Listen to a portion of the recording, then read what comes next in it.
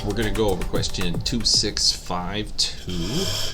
And this is the sum multiples question. So basically we're trying to find the sum of all multiples up to the number, whatever the number n is, that are divisible by 3, 5, or 7.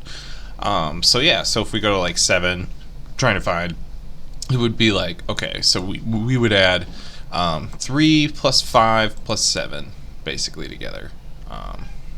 3, 6, 5, and 7 together to get 21.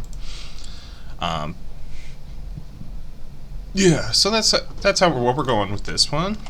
All right, so we're gonna start off. So this is gonna be the sum variable that we're gonna return at the end.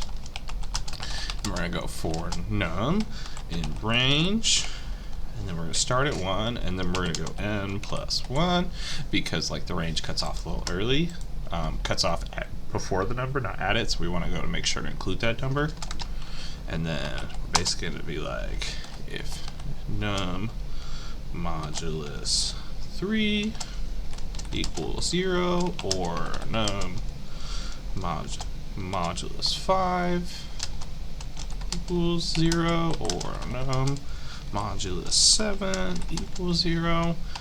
And if anybody isn't familiar with modulus, it basically is like dividing by, and then it's asking what the remainder is. So like if it is divisible, it'll equal 0, but if not, it'll have a remainder. And then if that happens, we want to add the num to the sum. So like as we go through, 3 will be added to the sum. So the sum will be 3, and then we'll hit 5, then it'll be 8, and then we'll do 6, and it'll be 14, and then we'll hit 7, and that'll be 21. And that's how we get there from here. And then all we have to do is once we have our sum, we just have to return it. So yeah, let me know if you have any questions, because I'd love to help you out.